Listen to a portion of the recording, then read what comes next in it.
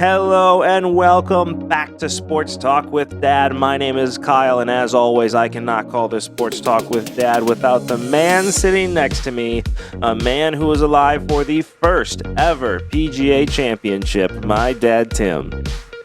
Don't think I was. I think it's been around for 100 plus years. To be honest, you were around before the PGA existed.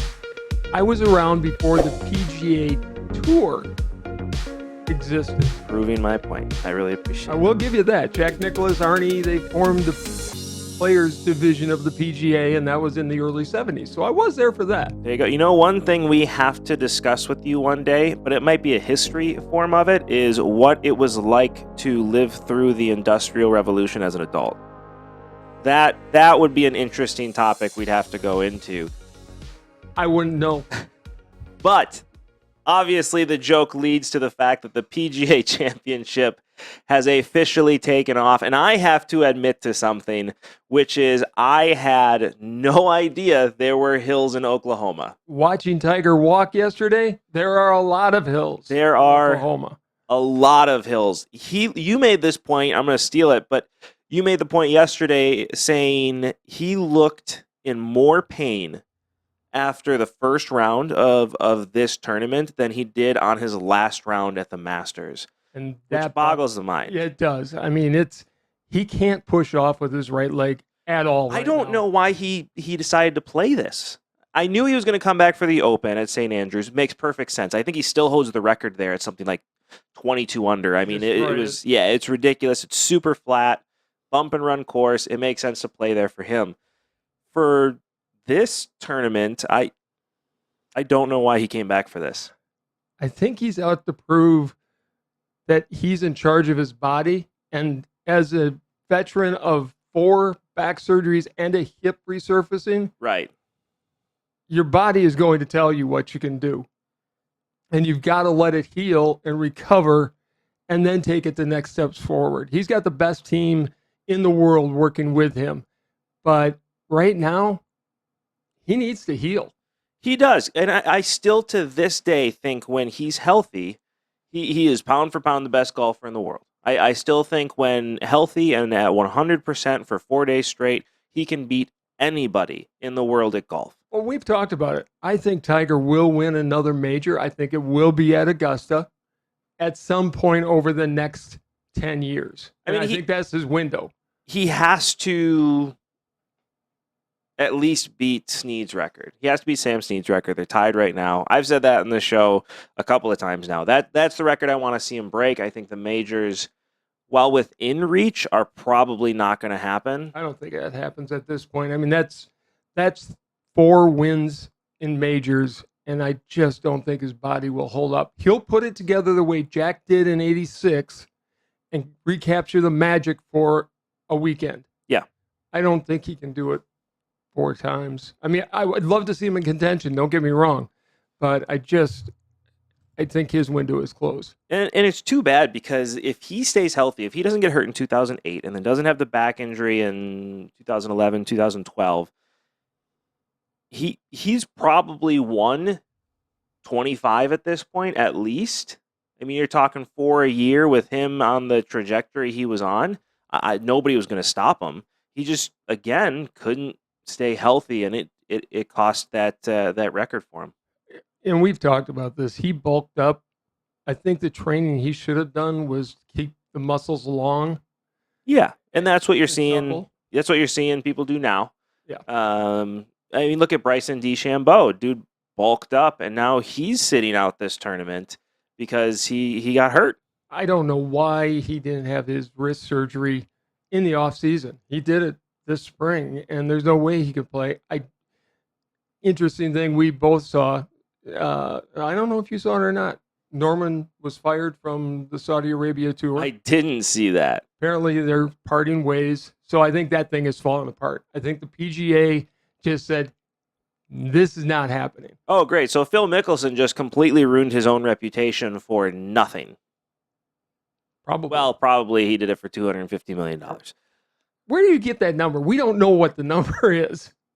It sounds like a fun number. It's a lot of money, but I put my own integrity on the line, and if I'm in Phil Mickelson's position, the number I need to see to do what he's doing is $250 million. you think that'll cover his bets? It'll cover his bets. I think it sets him up forever to ensure he He's never already has to set play up. golf again, and his grandkids are set up. I'm putting myself in Phil Mickelson's shoes.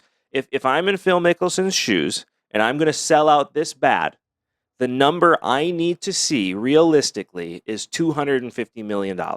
So you're right. I am not saying he was paid $250 million. Do not come at me, Phil Mickelson, and sue me for saying this. I don't know what he got paid. I am just saying, in context of what I would need, $250 million. Okay. I mean, this other tournament, they attacked the PGA Tour. They're literally biting the hands that have fed both Norman and Mickelson and allowed them to do whatever they wanted in life.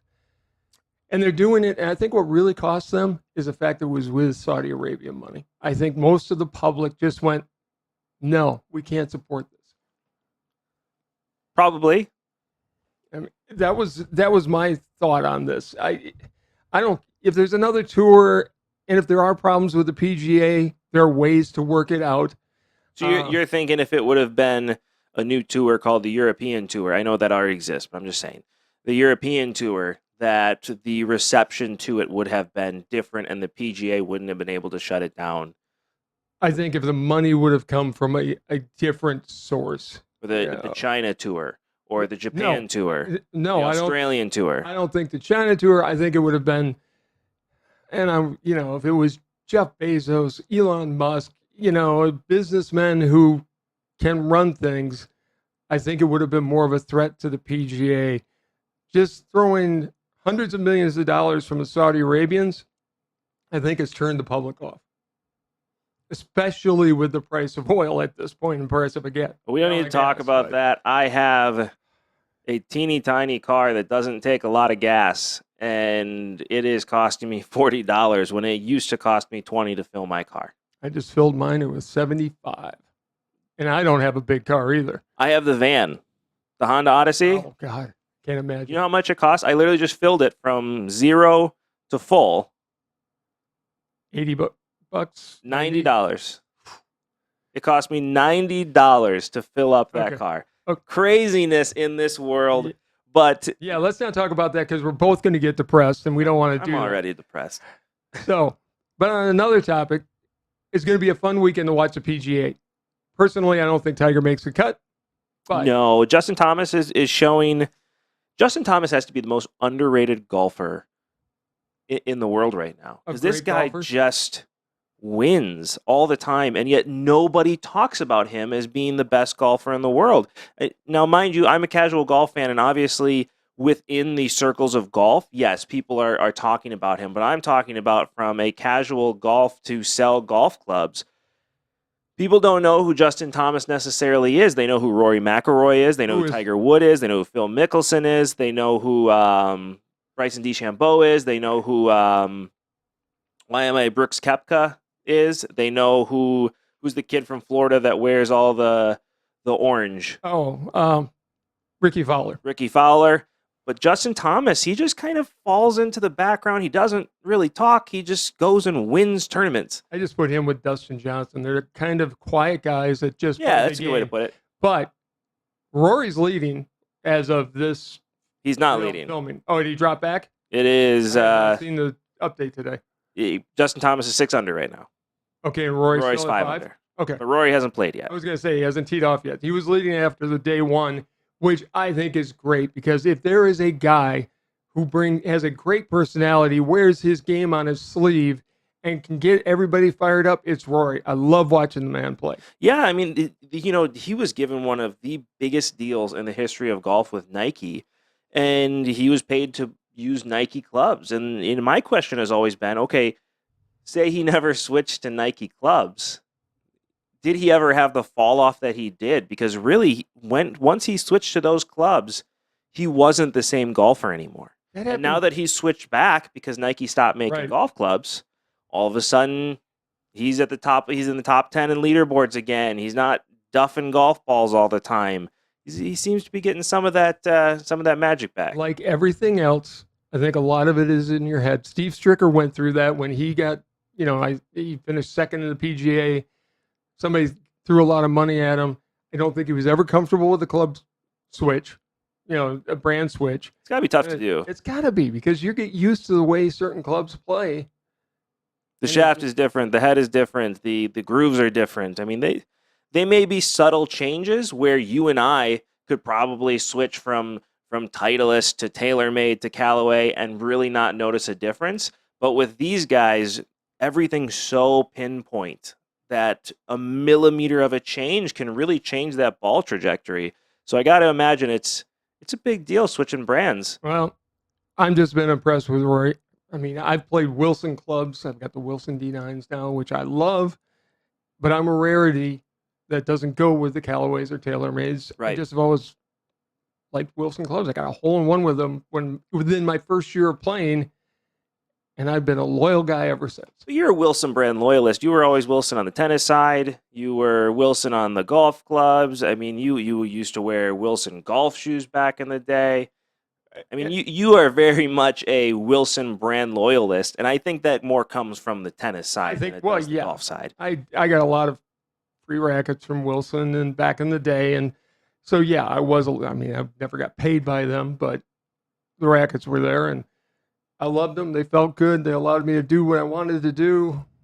So, and I started with wood rackets. So if you can talk about old, and I'll admit to this, still think it was a better game when wood rackets is a better game. You got me into some wood racket leagues. You actually taught me how to play tennis with a wood racket, and you taught my brother how to play tennis with a wood racket as well.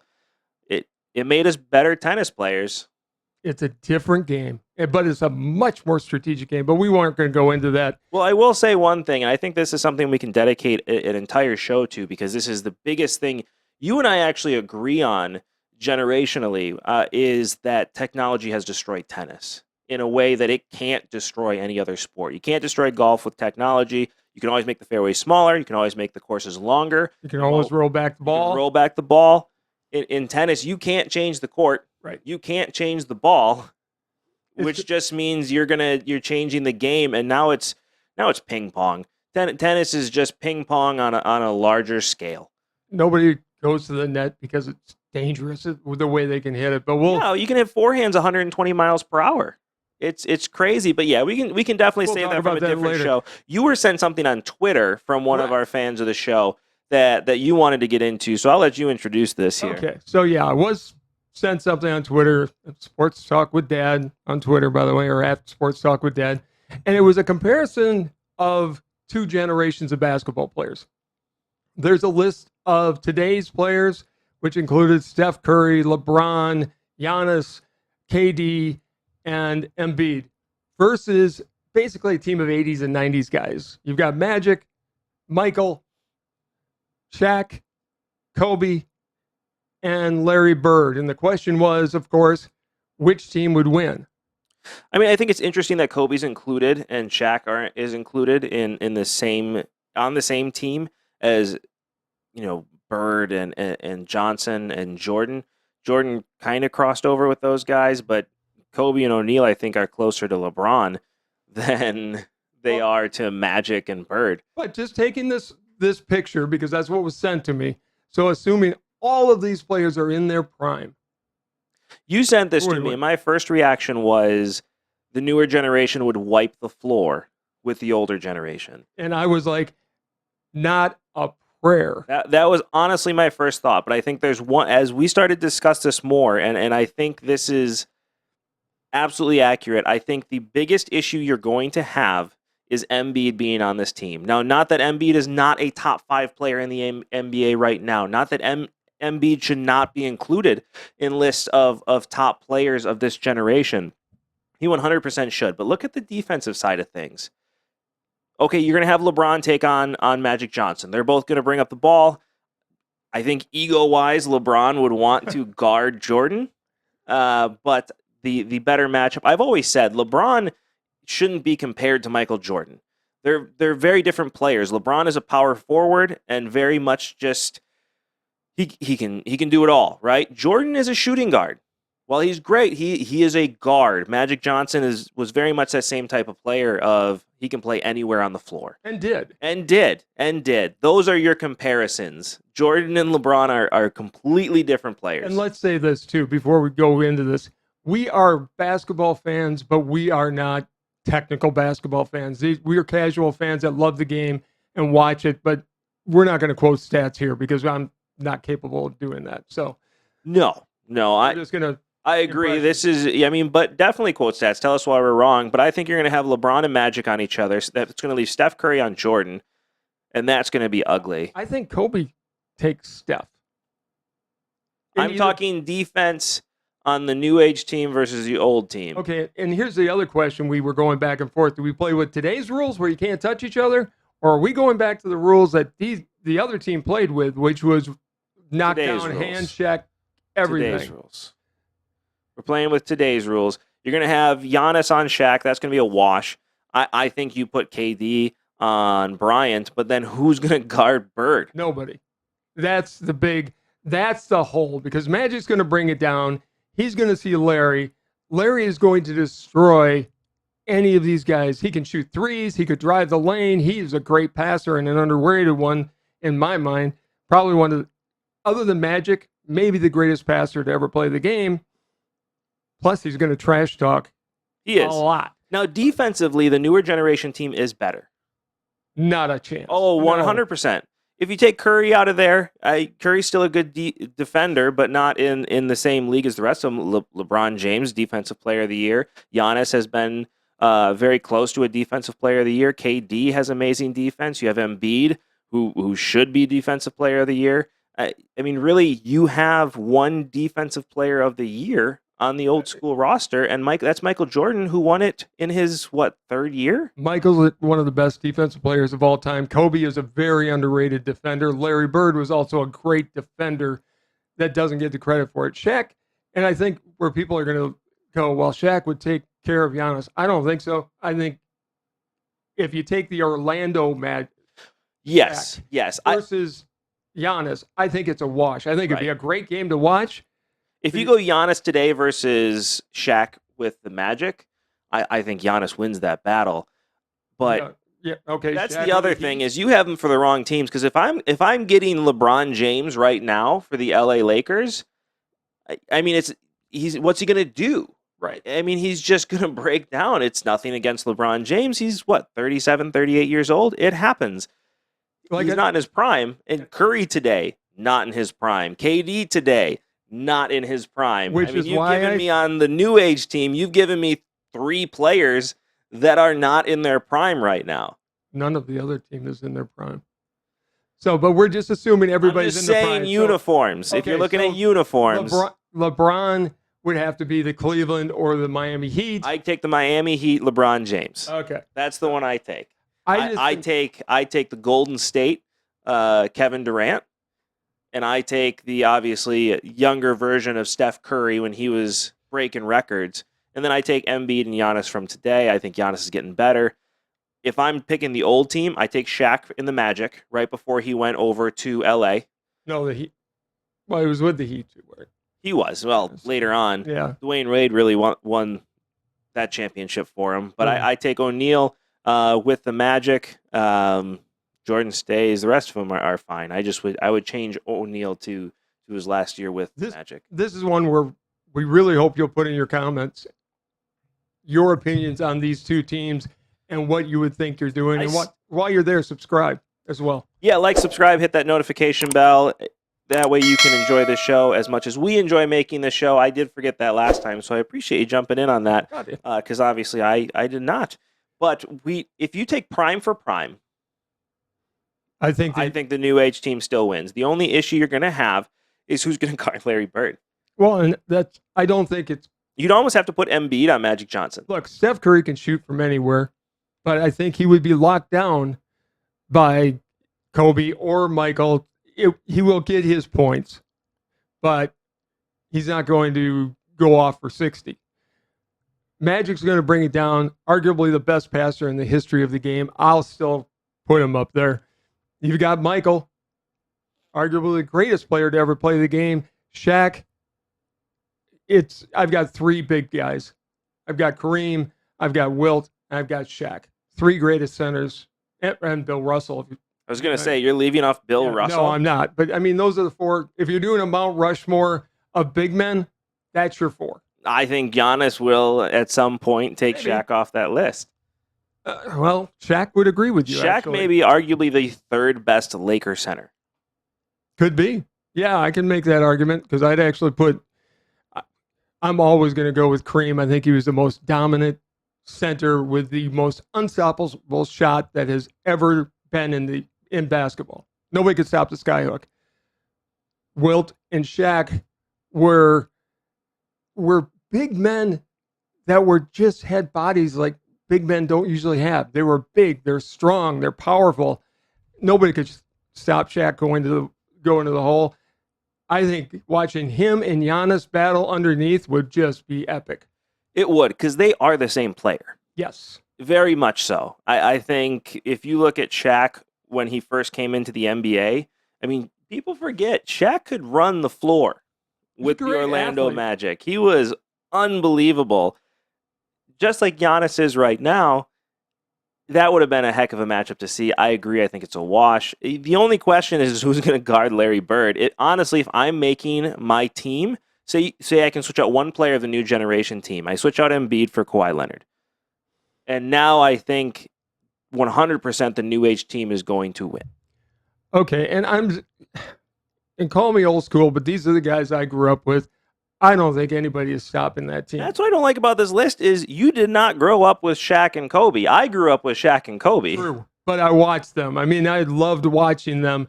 Shoot, I could come up with a team from the 70s with Dr. J and Moses Malone and all those guys from there as well. Kareem, when he was with the Bucks, would have been on there, Big O. But we've got what we've got. It was I really appreciate the person sending it to me because it was really interesting. And it's a great discussion. I think the 80s and 90 team wins based on what's there. You give me Kawhi Leonard instead of Joel Embiid on this team, and the new age team wins without question. Not a prayer. The problem is with this specifically is you're one defender shy because you have 3.5 guards on the older team, and you have one guard on the new age team. On the old age team, you've got three of the most vicious competitors to have ever put on sneakers. They will will their teams, and they did will their teams to win. Yes. Whether it was Larry or Kobe or Michael. And it would be as epic as watching that 80 or 92 Dream Team practice.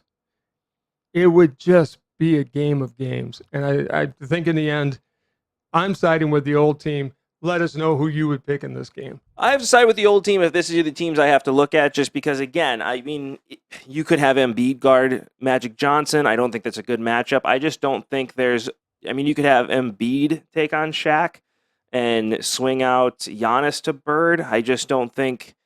I think you're one defender shy, and I think if you put Kawhi Leonard instead of Joel Embiid on this team, you have a much better roster, especially defensively, and I think then the new age team destroys the older team just based on defense alone. But at the way it looks, I have to unfortunately agree with you because I think the new team is one defender shy. You've got two big men on the new team. Correct. And you've got, as you said, you got two centers, two power forwards. I get LeBron's a small forward, and I get Kevin Durant's a small forward, but their size, they're technically power forwards and one guard. You have three guards, one big man, and then a small dash power forward. You've got so much versatility, though, on that older team. Magic can play anywhere. Larry can go and play underneath. He can go out on top. Kobe can go down low. Michael was one of the best inside. You've got the true center. Even if you take out Embiid, I just don't think that team is going to lock it down, especially, and I don't think it's fair to use today's rules. I think you've got to come to a medium because the game back that Magic and Michael and Larry played was a lot different. Yeah, just physically, it was a lot different. Well, there's a lot of hand checking. Right. going on. Now you can't touch it. All the touch fouls that are being called. They're going away from those, though. I hope. I mean, to be completely fair, the NBA is starting to get rid of some of those rules, Well, the but it's still flopping's not going the away. same. Yeah, you can't jump into people Right. to get a foul. Thank God that's gone. That was awful. So, but all right. Let us know in the comments below what you think on this team. Again, I hate that I have to do this, but I with just you can't have Giannis and Embiid on that team against that roster. You're not going to have the defender you need. Again, Bird's going to be open all day long, or Kobe or Michael. Somebody's going to be open all day long. And that's the other thing. On the other team, yeah, you've got KD's going to score. LeBron in his prime is going to get his points. Steph will shoot from anywhere. But when you look at the older team, every one of those guys can score. Everyone can score and score in bunches. Yeah, so can they on the new age team? I think 4 of them can. I don't think Embiid is really the guy to go to. I don't think Embiid. Again, Embiid is one of the best players in the NBA right now. Yes, he is. I don't think he belongs on this team. I think he was a bad choice. Well, we didn't make the picks. We didn't. Again, let us know what you think in the comments below. I hate him when you're right on things. I just can't stand it, and it's killing me inside. It happens so much. You should be. It doesn't. It happens very rarely. In your mind. And I hate having to look at, like, they just had to change one player, and you would be wrong again. But Nice try. I can't team for team. This would be fun to do for baseball. It'd be fun to do to a certain extent in football. It's harder to do in football, obviously. Baseball, certainly a 70s and 80s team versus a today team, 90s, whatever. It'd be a fun one to do. So maybe we can look and see if we can find that comparison. Sounds like a plan to me. But, I mean, for today, I think we've had quite a show. Again, we have a lot to talk about here that we want to hear your opinion on. So please comment below. And, hey, while you're down there, don't forget to do this right here, which is like, subscribe, and hit that notification bell so you get notified every time we drop a video. And you get to enjoy this show as much as we enjoy making it. Before we head out, do you have any last words? I do. One, this is a little more serious, but just so people need to think about it. A lot of things happen in life, good, bad, otherwise. Family is that one key and that one core that loves you no matter what. So keep your family close. Remember, they're not perfect, but they love you more than anybody else in the world. And that's it. It's a good call. Thank you. Kind of out of nowhere, but it's a good call. All right. You heard him here. I agree. Family's very important, so make sure you kiss and hug your loved ones. Thank you so much for joining in. This has been Sports Talk.